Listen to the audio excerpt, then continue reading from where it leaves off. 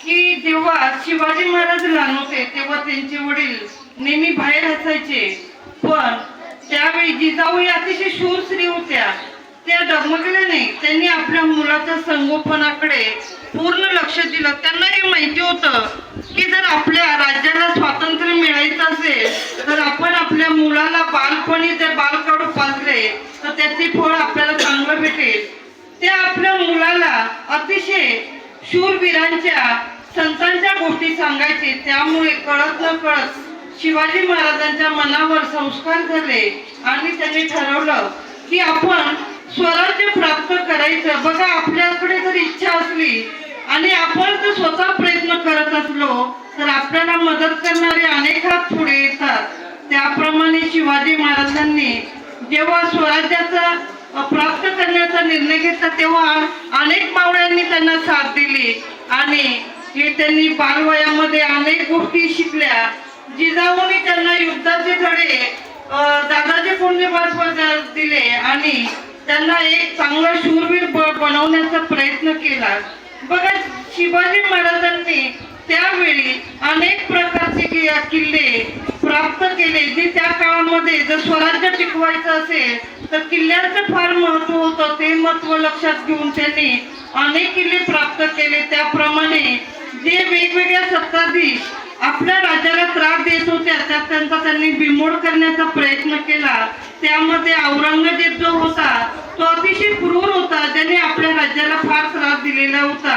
तर त्यांच्यापासून मुक्तता मिळवण्यासाठी सुद्धा शिवाजी महाराजांनी खूप प्रयत्न केले.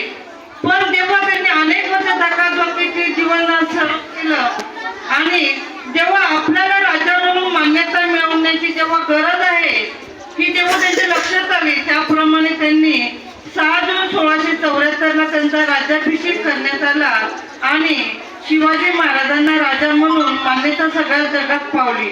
बघा विद्यार्थी मित्रांनो, हा जो आपली जी माहिती आहे आपल्या सगळ्यांनाच आहे, पण एक गोष्ट त्यांच्या जीवनात मी तुम्हाला अशी सांगते की ती माणसाला माणूस म्हणजे काय असतं हे वागायला शिकवेल. बघा, आपण मनुष्य मनुष्यासारखं वागत नाही. आपण समाजात राहतो पण समाजशील म्हणून कधी वावरत नाही. आपण अतिशय एकलकोंडी स्वार्थी झालेलो आहोत. तर बघा, आज आपल्याला गरज आहे समाजशील होण्याची.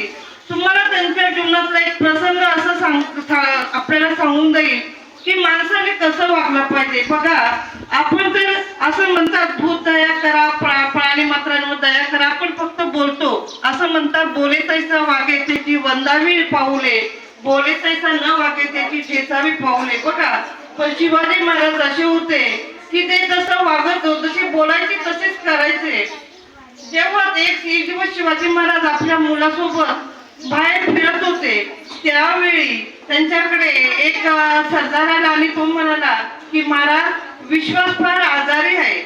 तर जेव्हा त्यांनी ऐकलं तेव्हा त्यांना खूप वाईट वाटलं, कारण विश्वास म्हणजे त्यांचा जो घोडा होता त्याचं नाव होतं, जो शिवाजी महाराजांबरोबर नेहमी युद्धाच्या वेळी सोबत असायचा आणि तिच्यामुळे शिवाजी महाराजांना खूप विश्वास वाटायचा की आपल्या बरोबर कोणीतरी चांगला साथ देणार आहे. बघा विद्यार्थी मित्रांनो, जेव्हा आपल्या जीवनात सुद्धा असं कोणी असतं की आपल्याला असं वाटतं आपल्या मागे कोणी खंबीर साथ देणार आहे, तेव्हा आपण सुद्धा कोणतीही गोष्ट करायला प्रवृत्त होतो आणि यश आपल्याला प्राप्त होतं. तेव्हा शिवाजी महाराज जे आपल्या मुलाबरोबर फिरत असताना एकदम आनंदात होते. त्यांचा जो आनंद क्षणात मावळला आणि ते बागामध्ये गेले. त्यांनी बघितलं विश्वासाने मान टाकून दिलेली आहे, तो जो खाली झोपलेला आहे, जो अतिशय